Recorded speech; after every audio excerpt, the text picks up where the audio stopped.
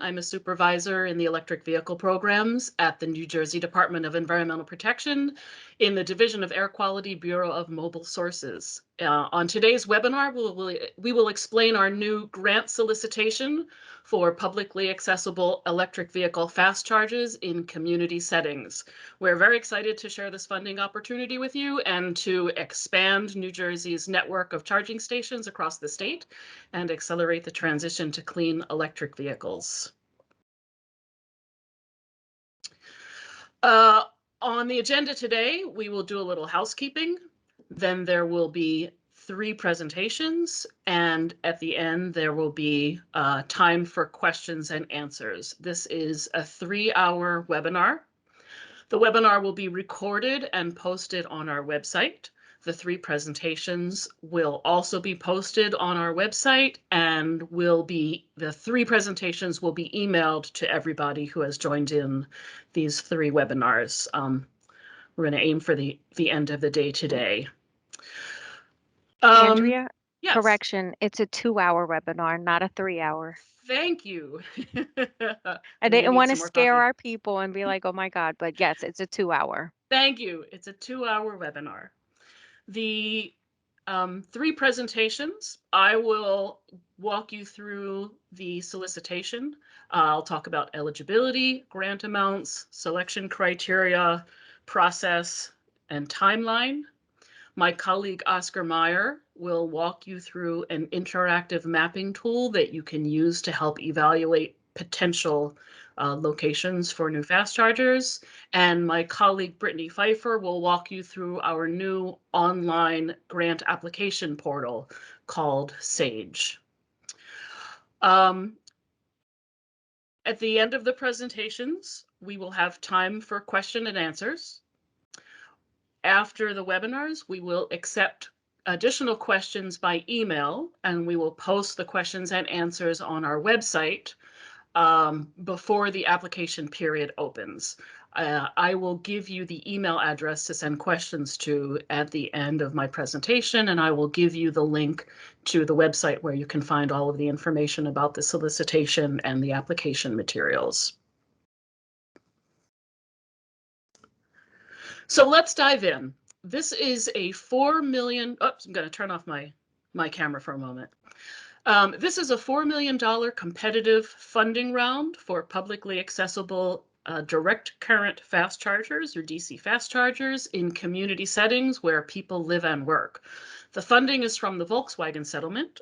As a result of Volkswagen's diesel fraud, New Jersey received $72.2 million, which we are investing in electric vehicle infrastructure statewide, and we are investing to electrify medium and heavy-duty diesel vehicles in underserved communities. In this funding round, we expect to make between 20 and 53 awards. The application period opens on March 14th. The deadline for applications is Friday, May 13th at midnight. And here is the link to the webpage for this solicitation. On this webpage, you will find full details, mapping tools, links, and a link to the online application portal.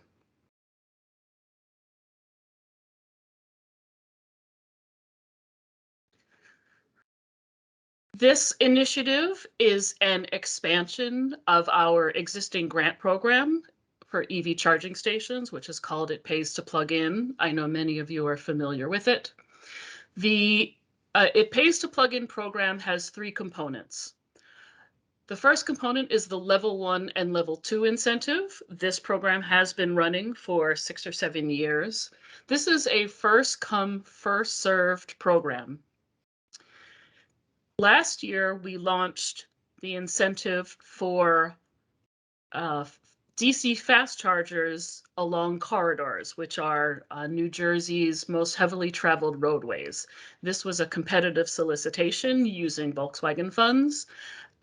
Today, I'm talking about the new 3rd component to the program, which is the community fast charger program. The incentive is up to $200,000 per location for public DC fast chargers where people live and work. So under It Pays to Plug In, the Level 1 and Level 2 program is first come, first serve, and the DC fast charger incentives are by competitive solicitation. We have designed this program to help meet the goals of New Jersey's electric vehicle law, which was passed in late 2019 and signed into law by Governor Murphy in early 2020. So I'm going to read you the provisions in the law about community DC fast chargers. The law says by the end of December 2025, at least 100 charging locations shall be community locations, equipped with at least 2 DC fast chargers per location, each capable of providing 50 kilowatts of charging power or more, and 150 kilowatts or more where feasible. A community location, according to the law, means a charging location that is not a corridor location.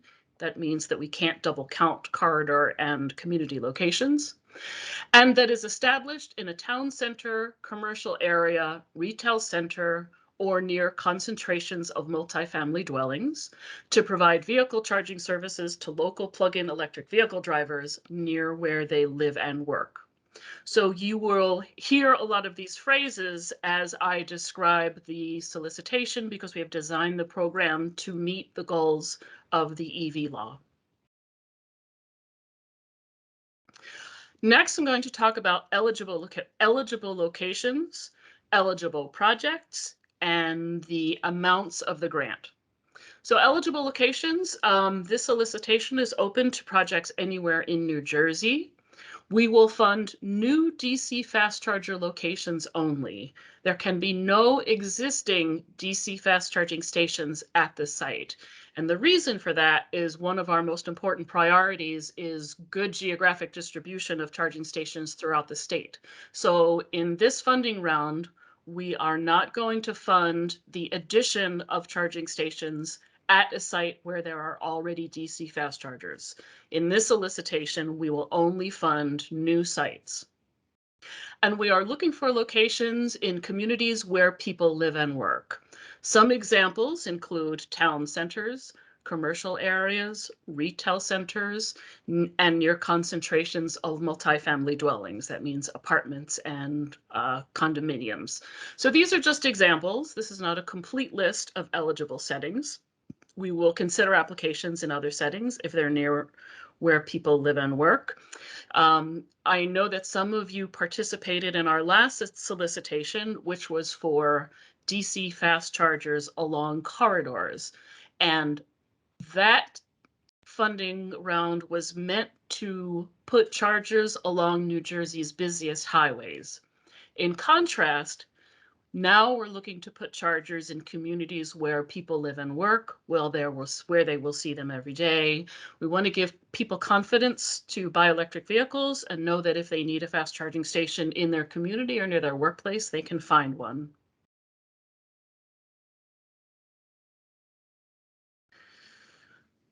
Now I'll talk about eligible projects. You must install at least 2 DC fast chargers at the same location, and each charger must have a minimum of 50 kilowatts each. Each charger must have a CCS connector and a CHAdeMO connector. The charging stations must be available exclusively to the general public. And what this means is, for example, if you're a business and you have electric vehicles in your fleet and you would like to use the chargers to charge your fleet vehicles during the day and open this up to the public at night, that is not allowed under this funding opportunity. These chargers are to be available to the public, exclusively to the general public.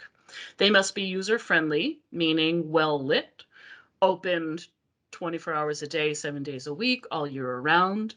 They must accept credit cards. They can also accept other forms of payment, but they must also accept credit cards. And they must display pricing information. We will fund new projects only, which means we will not fund projects that have already been installed or projects where the charging stations have been purchased. And we're looking for projects that are shovel ready, which means we expect that you will be able to begin the process as soon as DEP makes the award. On a webinar last night, someone said we are planning a new building and would like to incorporate DC fast chargers as part of the construction.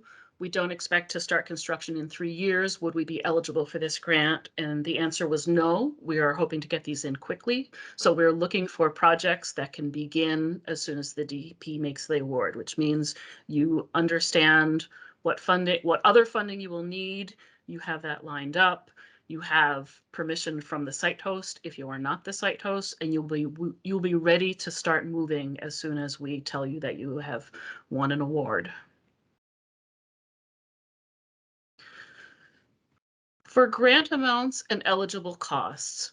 So the grant amount is per location. It's not per charger. The maximum grant amount is $200,000 per location. The grant amount depends on the power level of the chargers and whether your site is government-owned property or private property.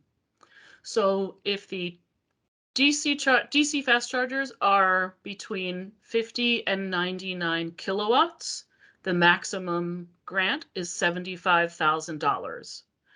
For chargers between 100 and 149 kilowatts, the maximum grant is $150,000. For chargers 150 kilowatts or greater, the maximum grant is $200,000 per location. Now, the percentage of eligible costs depends on whether it's government-owned property or private property. For a project on government property, you are eligible for 100% of eligible costs up to the maximum. On private property, you can receive 80% of your eligible costs up to the maximum. Eligible costs include the cost of the charging stations, associated delivery and activation fees, and up to 5 years of warranty, maintenance agreement, and network subscription. We will also cover a leasing contract if that is necessary for your project.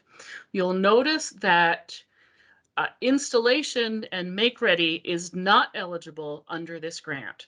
It pays to plug in, used to allow the money to be used both for equipment and installation, but we have changed that because now there are utility incentives that can help you pay for installation and make ready. This is new and it's a significant change to our program. The utility incentives can be combined with this new grant from DEP for EV charging infrastructure. So you can use the grant from us for the equipment and other related costs that I described, and you can use utility incentives for the make ready. So I know this slide is busy, but I will walk you through it to explain what the utility incentives can cover. On the left-hand side of the slide, there's the blue box. You see there's the car and the charger. Our grant can be used to help pay for the charging station and related costs. On the right side of the slide is a red box. Those are the elements that can be covered under utility incentives. This is what the utilities refer to as make ready. Make ready is the pre-wiring of the electrical infrastructure at a site to enable it to accommodate a charger easily and efficiently. Make ready infrastructure includes service panels, junction boxes, transformers, meters, conduit, wiring, etc. These utility incentives are on the order of $50,000 to $150,000 per site. So they're pretty generous, and they include both behind the meter installation costs and pole to meter utility service upgrades if those are necessary for your project.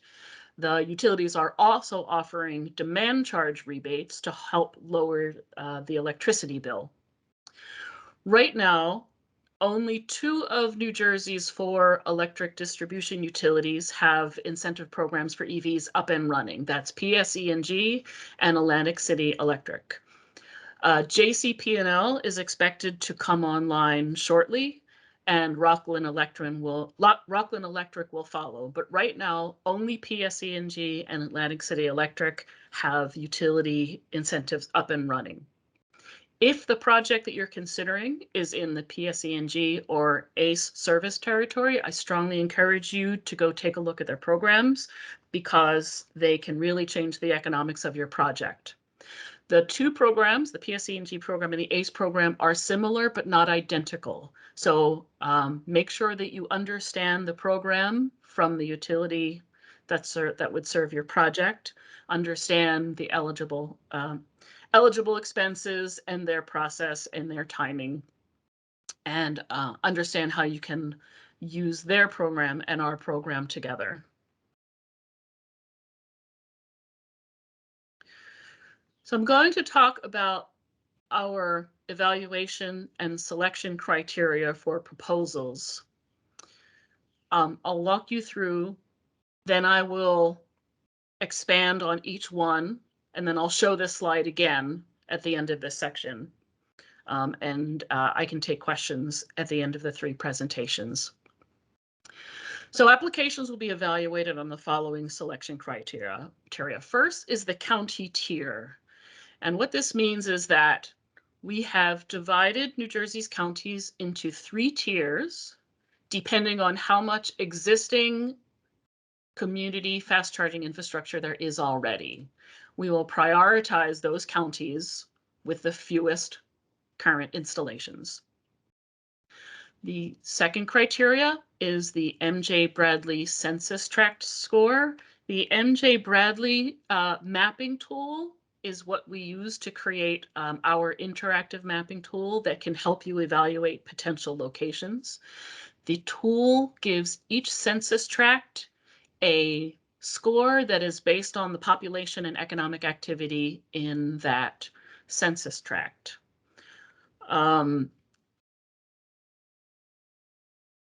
This is useful.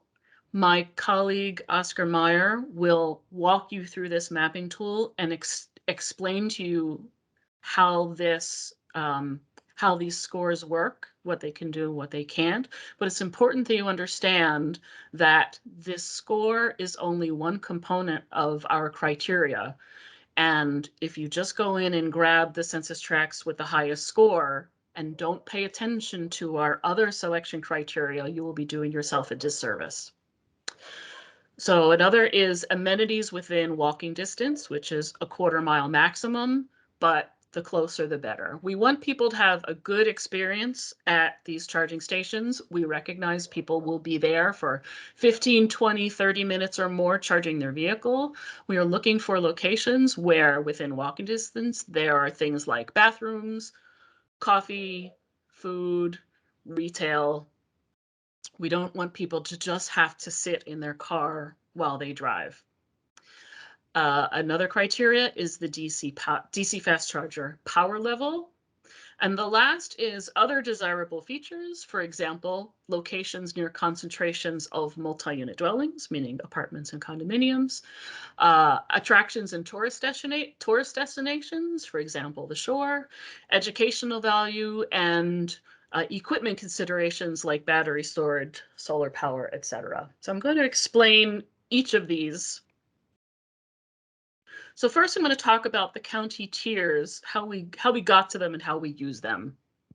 The EV law says that our goal is 100 community locations.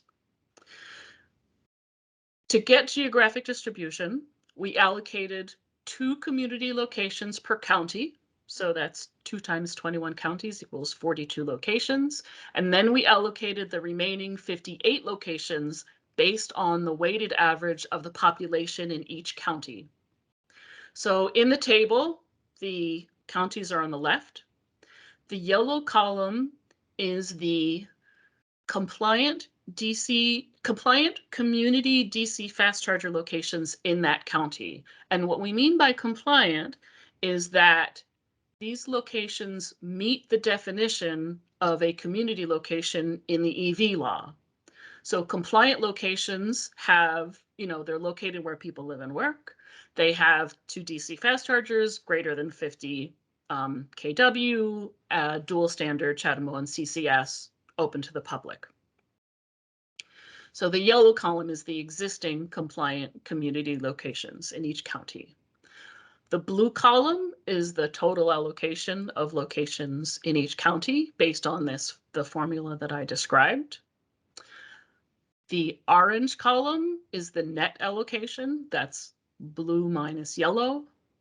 And the green column, we calculated the percent progress towards the goal based on the net allocation, and we did a percentage of that. So based on how each county has made progress towards the goal, we group the counties into 3 tiers.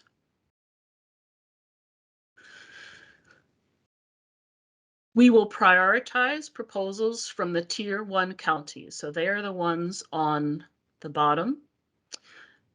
These have 0 compliant community locations. Tier 2 is 10 to 20% along the way to meeting the goal, and Tier 3 counties are greater than 25%. Now, projects in all counties are eligible in this funding round. We're going to prioritize the Tier 1 counties. I'll explain how this works.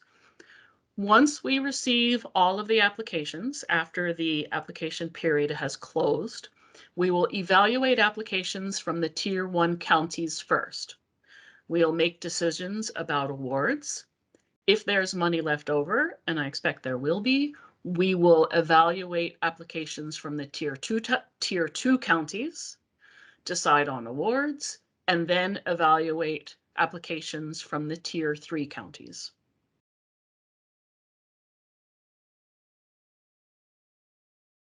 So the next 2 criteria, our evaluation criteria, are the suitability scores from the MJ Bradley mapping tool and distance from existing and planned DC fast chargers.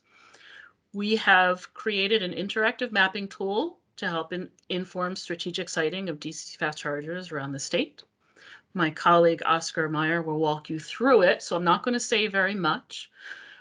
The maps will show you the suitability scores for each census tract, and it will show you the locations of existing and planned compliant DC fast chargers. Those are the yellow, red, and green stars on the map. And I've included the link to the mapping tool.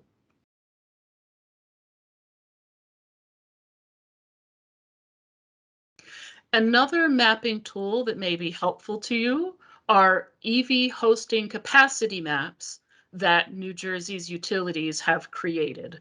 The New Jersey Board of Public Utilities directed the New Jersey electric distribution utilities to create the EV hosting capacity maps to help guide development of EV charging infrastructure across the state. The maps show areas where new DC fast charging infrastructure can likely be installed without the need for extensive equipment upgrades. The maps also show areas where capacity may be constrained and EV charging projects may require major equipment upgrades.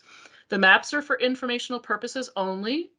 They have benefits and drawbacks and limitations. DEP recommends that you carefully read and understand the utilities' explanations about the use and limitations of their capacity maps. I've links to the PSE&G capacity map and the ACE capacity map. It's a good first pass look at where capacity may be more or less available. You will still need to apply to the utilities for grants and interconnection, and the maps are not a guarantee that service will be available. So read the small print and make sure that you understand how these capacity maps work, what they can provide to you and what they can't provide to you. So just to review, I've listed again our selection criteria for proposals, and I've listed them now in order of importance to us, in order of priority. So first is the county tier. Next is the suitability score from the interactive mapping tool. Third is what we've called other features, locations near concentrations of apartments and condos, attractions and destinations, education of value, and other equipment considerations. We are giving a fair bit of weight to this. It gives us some flexibility to consider locations that are really good, but perhaps we haven't thought of, and we're giving you an opportunity to tell us about locations that you think are valuable and why. Fourth is amenities within walking distance. This is very important to us. As an example, in our corridor solicitation, there was a proposal that had a high suitability score and good amenities within a quarter mile. But in order to get to the amenities, you would have to cross a 6-lane highway between the charging station and the amenities. We gave the grant to a different project that had a lower suitability score, but amenities that were right within the property, and you didn't have to cross a major highway, which was much safer for families. 5 is distance from existing and planned DC fast chargers, and last is the power level of the chargers at that project. So I'll tell you about the process and timeline so you will know what to expect from us and what we can expect from you. So first, you need to read the overview and instructions on our website. The overview and instructions is the most comprehensive document that explains how the program works, what all of the requirements are, what our priorities are, timeline, your responsibilities, your milestones, and how you will be reimbursed. So read the overview and instructions so you understand the program, and then you will apply via our online grant portal, Sage. You will need to obtain 3 quotes for the charging stations and submit them to us. You don't need to go with the low bid, but you need to obtain 3 quotes because this is a requirement for public procurement. You will submit all of the required documentation through the Sage portal. DEP will evaluate all of the applications and announce the awards. If your project is selected for an award, a DEP grant manager will work with you to execute a grant agreement. We aim to do this within 1 month or as soon as possible. We will provide a grant agreement to you, and we will need you to obtain signatures and provide additional information, and then get it back to us for signatures. So we want to do this quickly so we can move on with the project. You will need to install the DC fast chargers within 12 months of the execution of the grant agreement. And my next sentences are important. Do not purchase or install equipment before your grant has been executed. Before your grant agreement has been executed, excuse me. Completed projects are not eligible for this incentive. After you install, you will submit paid invoices and other required documentation, and then DEP will disperse the grant funds. So this is a reimbursement program. You will need to put the money out first, and then we'll reimburse you. Because these can be expensive projects, we are willing to do quarterly payments instead of holding all of the reimbursement for the end of the project. Brittany Pfeiffer will explain that, how that works and what kind of milestones you would need and what kind of documentation you would need to present to us to get quarterly payments instead of having us hold all of the funds until after installation. So I have provided you with some links for complete details, mapping tools, and application materials. The first link is the most important. This is the home page for the community DC fast charger solicitation under Pays to Plug In. The second link is to the overview and instructions, which is a PDF that outlines the entire program, all of the requirements, everything that I've talked about, all of the details. The third link is for the interactive mapping tool, and the fourth is for the Sage online application portal.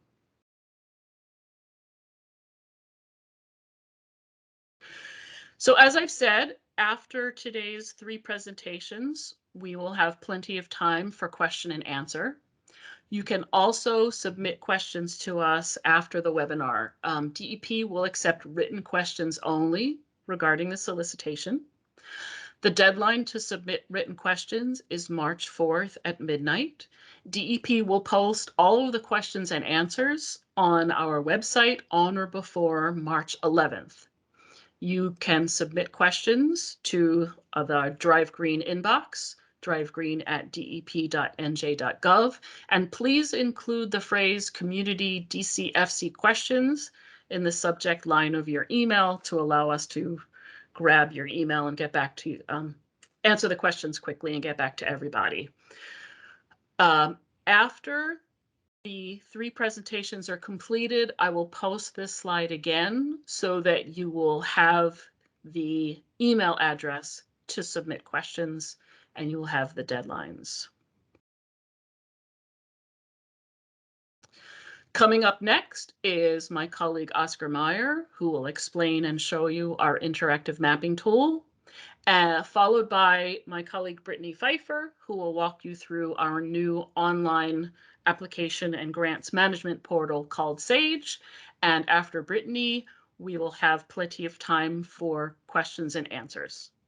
So I will stop sharing my screen. I will turn it over to Oscar. Thank you very much.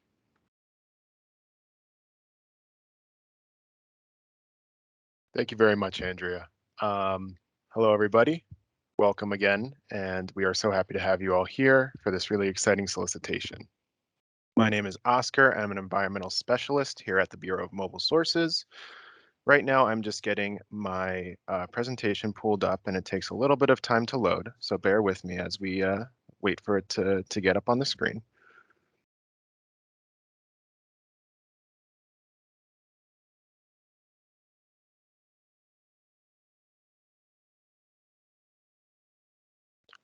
All right, thank you all for your patience. So I'm very excited to go over our mapping tool, which can be used to evaluate potential locations for EV fast chargers.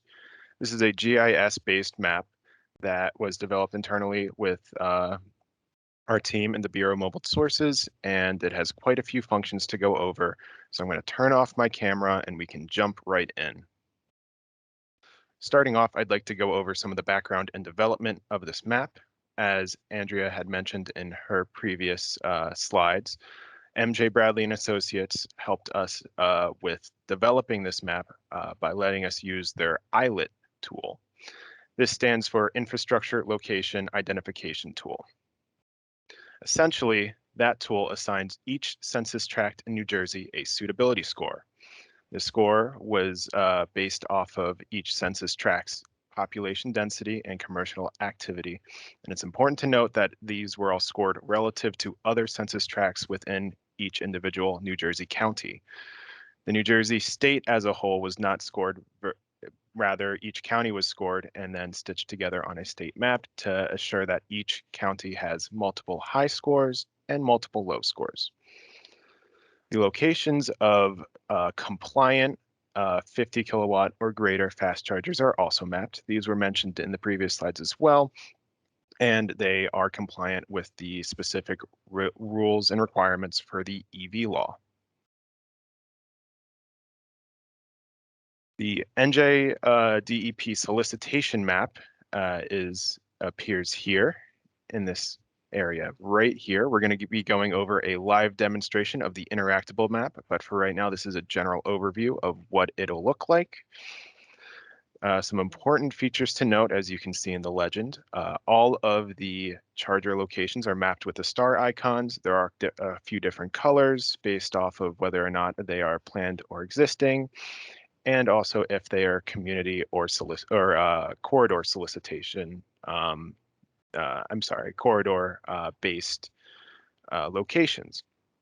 Just a different qualification for each of these. In addition to all of those, you can see that each of the New Jersey census tracts is assigned a different color, scaling from a light white to a dark purple. The darker the color, the higher the suitability score is. So population density and commercial activity, as I mentioned before, were taken into account. These are areas that are projected to be community locations, and as such, we will be utilizing the suitability score in our final review of applications. So it is important to know what the suitability score for the census tract of your location is.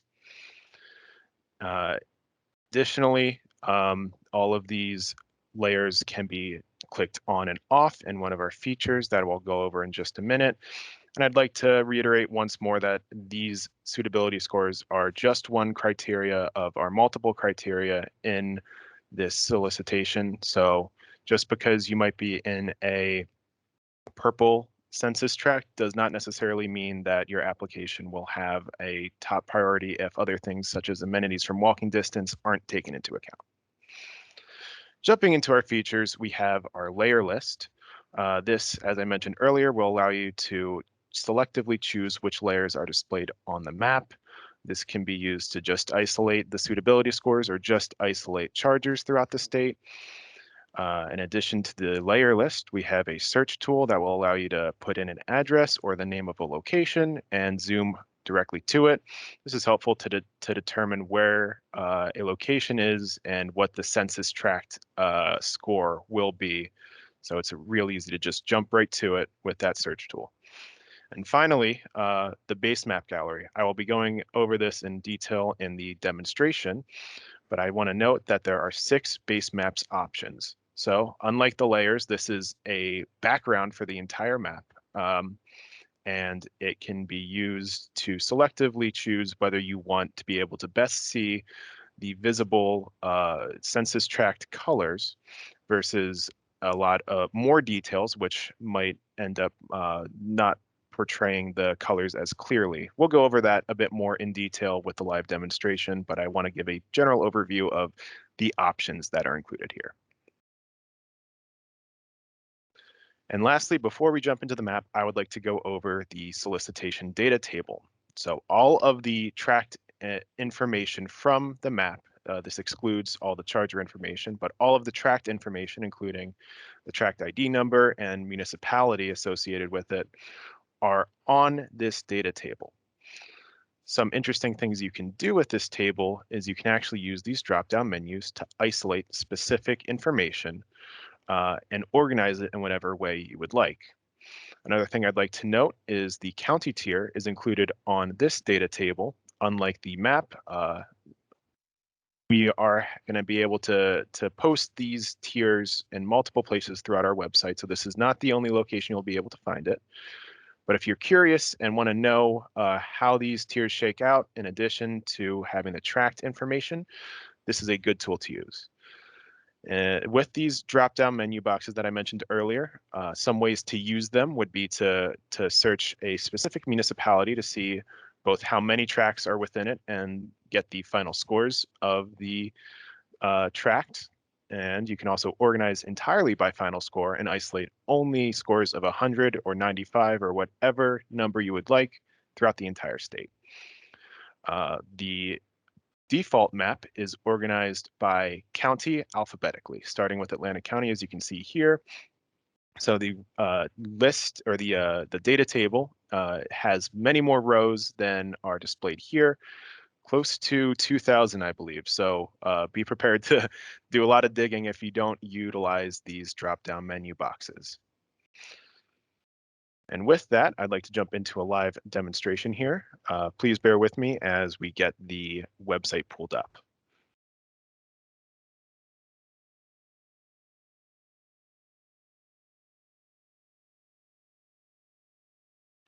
All right, I'm going to ask for confirmation from Monica to make sure the website is displaying properly.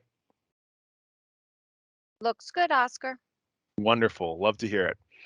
So this is what it looks like when the website is first loaded up. In this area, we have the About section, which gives a general overview of the EV law, which we're adhering to for this solicitation, and it gives the legend for all of the information that is currently displayed on the layers of this map. Speaking about the layers, next to the information and About section, we have the layer list in the top right corner. I'm going to zoom out a little bit so we can see the whole state. And with this layer list, we can selectively choose what information, if any, is displayed on the map. By default, we have all layers with the exception of the municipal boundaries selected for this map. If you'd like to select it, you certainly can. However, for the purpose of this demonstration and the map overall, it can get a little cluttered with the municipal boundaries, so we usually elect to leave it off. In addition to the layer list, we also have the base map gallery, which I will go over in a bit more detail in just a minute. We have a home tool button, which can immediately jump us back to the basic default orientation of the map. And then in this corner, we have the search function, which I would like to go over now just to give an example. Similarly to Google Maps, you can put in a location address or a location name and zoom in to see the suitability score of it. So as an example of what that might look like, let's say we want to install an EV charger at a library, and I happen to know of a library in Crosswicks. All you would have to do is type in the name of the library and it'll show up here. You can click on that or the search icon to immediately zoom in on the map to the location of the library. And clicking next to it will show you the entire census tract and give you information on the census tract. So as we can see here, it has a suitability score of 20 in the county of Burlington, and it's associated with the municipality of Chesterfield Township. Given that this is a score of 20, it likely would not be a priority for the MJ Bradley score and potentially would score low on our internal review of applications. So probably not a safe bet to apply for an application right here. However, if we wanted to look for a more suitable area, all we would have to do is look in the map for a more purple spot. I noticed this spot here seems to be a lot more purple, and zooming in reveals that it's Mount Holly Township. If we were still determined to place an EV charger at a library, all we would have to do is search and see if there's a library at Mount Holly, which one pops up. Clicking on it zooms us right in, and we see it is within that nice big purple area. Clicking on that tract reveals the suitability score of 85. So if we were to want to put an EV charger at a library and we had the choice between the two, this 85 suitability score tract would be a much safer bet during our application process. So just something to keep in mind. And even as we zoom out, and even a little too far, click the home button to get back, we can see that each of these tracks is fully interactable, and clicking on any of them will reveal the score, the county, and the municipality associated with them. Same with the compliant charging locations. So as mentioned before, each of these charging locations are either existing corridor or community locations or planned corridor locations. The colors of the stars denote that. In addition to all of these details on the map, one thing that this base map that we are currently on, navigation, does is it allows us to see all of these details very clearly. What it is not very good at, if we were to zoom into Trenton as an example, is showing specific details of locations of interest in the area. As you can see, it's all only displaying really street names and giving outlines of buildings. So zooming back out, I'd like to show you one of the base maps that we suggest if you're looking for locations of interest, and that would be OpenStreetMap.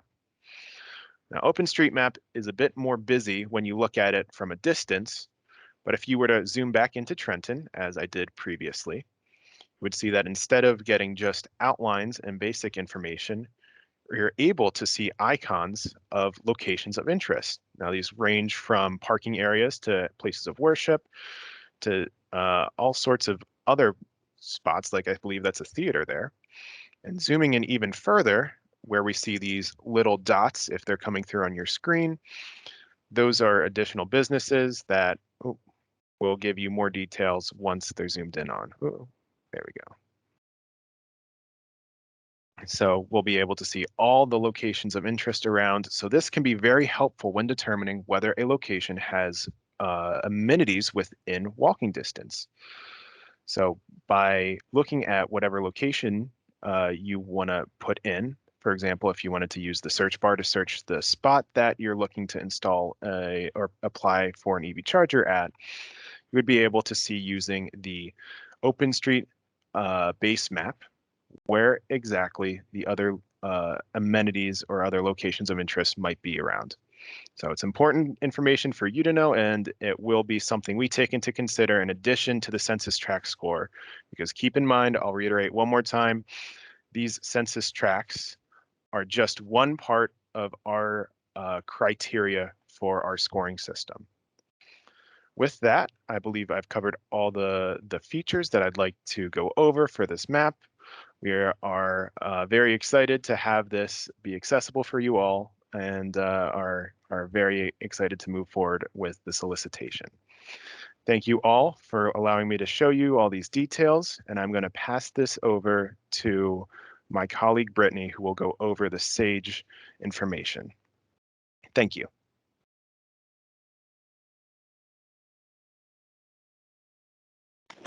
Thank you, Oscar. My name is Brittany Pfeiffer. I am also an environmental specialist in the Bureau of Mobile Sources. I am going to give you an overview of our new electronic grant system, referred to as SAGE, which stands for the System for Administering Grants Electronically.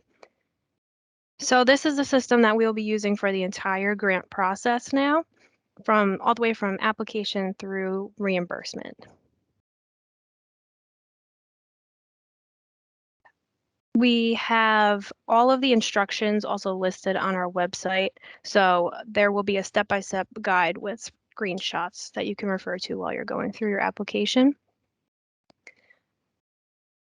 So this first page, we're going to see the home page. Here's the link, but like I said, it's on the website and it's in our instructions. The first thing you will need to do is create a login. So we will click on this new user button, which will bring us to a registration page. Here you will enter all of your registration information and then click Save. You will receive an email when your registration is approved, and then you will need to go in and start adding your employees to your organization. All employees who will be signing your grant package need to be associated with your organization, so they will all need their own logins. Once you are approved, you can log in with your credentials, and then to add new organization members, you will see several menus at the top. The darker one, there's the second link here that says My Organization. We'll click on that, and then it'll bring you to a new page where we'll click on Organization Members. It will open up this section where you will click Add Members, and then you have the option to search for people, but we want to add a new member, so we will click New Member. You will enter all of their registration information as well, in addition to signing them a username and password, and then you will click Save and Add to Organization. Once all the members are added, you can start the application process. So we're going to come back to My Home, and we will see here, View Available Opportunities. We're going to click View Opportunities. This will display all of the grants that DEP has available in SAGE, but we want to filter it for our fast charger grant. So there's filter criteria at the top, and we will click on My Opportunities, and there will be a drop down where you can choose It Pays to Plug In 2022 Fast Charger, and then click Filter. A program description will come up, and at the bottom there are two buttons, one that says Apply Now, one that says Not Interested. So we are going to click on Apply Now. And now you're in your dashboard. This will display your application document information. So here's the name of your application. That will also be the name of your grant. So that's an important number to keep track of. We also have an application snapshot at the bottom, which is blank at the moment because we haven't entered any information about the project, but it will populate after we do that. So we want to actually start filling out our forms. in the white area up here, there is a forms menu drop down. If you hover over it, the 4 forms that you need to complete will be displayed. So we'll just go through them. The first one is applicant information, so we will click on that. And here is where all those names will become important. We need to enter all of the people who will be signing the grant package. And then identify a contact person.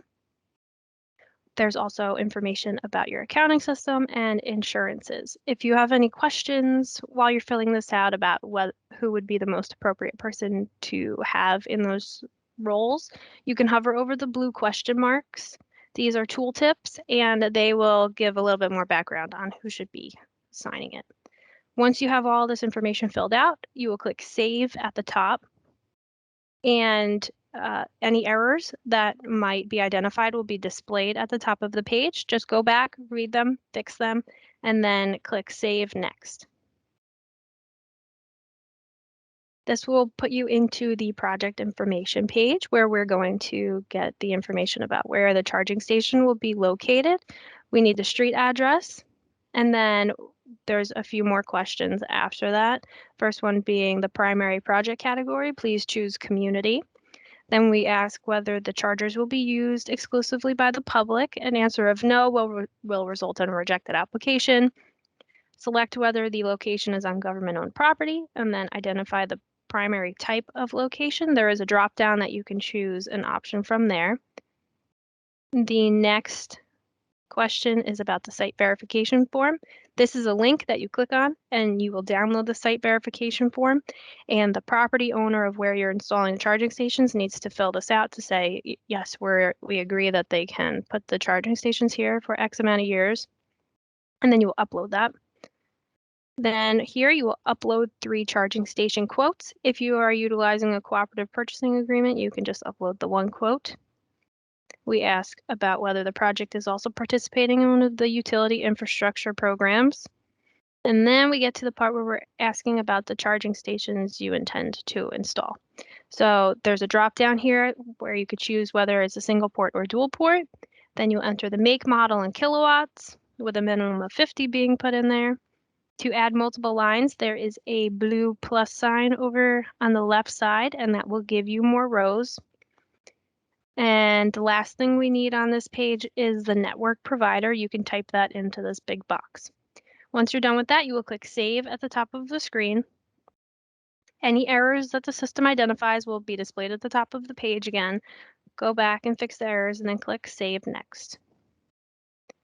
This will put you into the certification checklist. We need the grant executor to go through and read each of the items and mark the checkbox next to them to certify.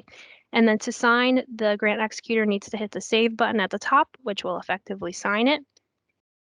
If there's any errors that the system identifies, they'll be at the top again. Go back, fix the errors, and then click Save Next. And finally, we're in the deadlines acknowledgement form. Once again, we need the grant executor to read through all of the items and mark the checkbox next to them to certify. And then to sign it, they just hit the Save button. If there's any errors, go back and fix them, and then click Save Next. This will put you back to your snapshot screen, and now we're ready to submit the application. So there is, in this white area again, there's a status changes option. If you hover over that, you will see 2 things you could do with the application at this point, either submit it or cancel it. We want to submit it, so we will hit Apply Status under Application Submitted. We will be brought to this application agreement page where you can identify any notes about this status change. If you want to identify unique things about your project, you can enter them in here, and then we will hit I agree. And the application will be transmitted to us. We'll be in touch if we have any questions or we want to move forward. If we're moving forward, this is also where we will generate the grant agreements, and you'll be able to submit progress reports and expenditure reports, whether you do them quarterly or at the end of the project. That is up to you. And that is all I have. Thank you.